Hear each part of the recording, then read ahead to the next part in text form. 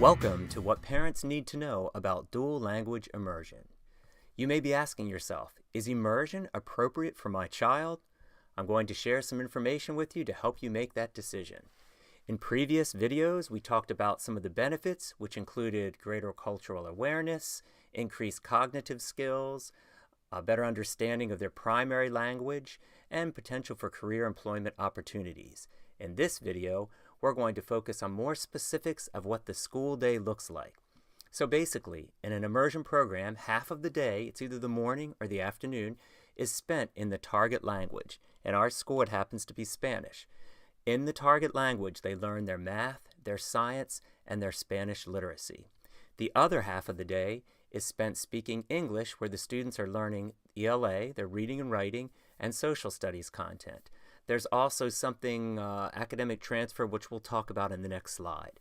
Students also attend their related arts, their specials such as music, art, library, PE, and computer. And in an immersion program, you have 2 classes. So approximately 40 to 50 students are in the immersion program in our elementary schools in our district. The remaining students at that grade level are in the traditional kindergarten program. This gives families the option to be in the program or out of the program. The basic structure of the day, if you look at this, you can see on the right side, the English language arts and some social studies is in the reddish part. There's something called content transfer. And what happens here, students, when they're in their Spanish side of the day, when they come over to the English classroom, that English-speaking teacher should be reinforcing some of the concepts that were taught over in the Spanish side. So for example, if they were learning their numbers in Spanish, they could reinforce some of those numbers in English as part of the activities that they do on the English side of the day. Now, for the Spanish side of the day, the students have Spanish language arts, they have their science, and they have their mathematics, all on that side of the day. So, and there is some social studies because there's cultural components to this experience, so some of that naturally comes out. So you basically can see how the day is split for the students. Now, a typical schedule. In our school, we have a blue whale group and a gray dolphin group. The students no longer have classroom teacher names because they have 2 teachers. So because of that, the whales, they may begin their day in English, you can see here, and then after lunch they switch and go to the Spanish half of their day. The gray dolphins, they begin their day in the Spanish side of the day, and then they switch to English. So they alternate, and one day it's like an A-B schedule. The A day, they might start in English, the B day, Spanish. A day, English, B day, Spanish. So it rotates, and that just gets it so it's equitable and even throughout the entire school year. So, learning language does take some time. So, as a parent, don't expect your child to come home right away and be speaking fluently in entire paragraphs and sentences. They're going to do a lot of parroting at first, where they begin just saying words or phrases. Then they move to like a more survivor stage, where they're beginning to speak in sentences. And eventually they'll make it to that storyteller phase where they can speak in entire paragraphs. So just be prepared for that, and hopefully you'll get the opportunity to hear your child speaking, possibly at conferences when you come in, or the school should be doing some type of cultural experiences and things also, so you have opportunities to hear the students using their language.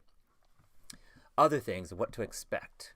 So, if you look at the left side of this chart, listening ability, speaking ability, reading ability, and writing. There's a focus on the listening, speaking, reading, and writing for all students in immersion programs, as well as any English language programs, and basically in just good instruction in schools, students should be working on all of these areas. So their listening ability. They can understand predictable questions, statements, and commands in familiar topic areas. So you'll notice at first, especially in kindergarten, many of the students will be able to listen and hear and understand what the teacher's saying, but they don't yet have the ability to speak it back. So the speaking ability, let's move to that. They may use single words and gradually increase to multiple words or short phrases and greetings. The reading ability, they'll be able to identify some high frequency words or phrases. And then some of the writing, they'll be able to write modest number of words or phrases in context and just supply limited information in simple forms. So these are some of the things that you'll be expecting from your child when they progress throughout the kindergarten year. How you can support your child. Well, allow time for your child to rest when they get home, particularly the first few weeks. They are learning a new language and half the day is totally in that language, so the child may be a bit more tired than usual at first until they adjust. Once they adjust, they'll be golden. Be supportive and enthusiastic, and you as a parent can learn more about immersion as well. So there's a lot of resources online, and through our district and the schools we'll be sharing information too, just to educate you about the process. How to support your child. The best way is help develop their child's first language. So whatever that is, whether it be English or Spanish, read to them. And you know, within our district, we are really focusing on the reading skills of the students, and all of the students that will continue. So just read to your child. That is a huge benefit to them. Encourage some writing and word games, and just engage in conversation about school concepts.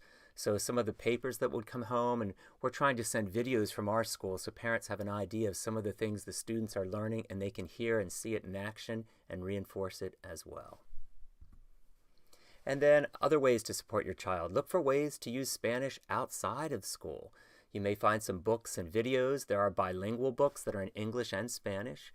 There are community events that are taking place in the area that you could go to. And there are some summer activities you may be able to join us as part of.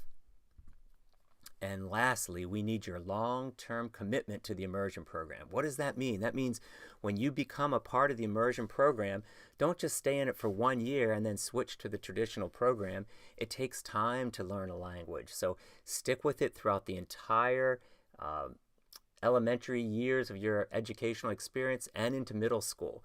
The district and the state have made commitments to this program.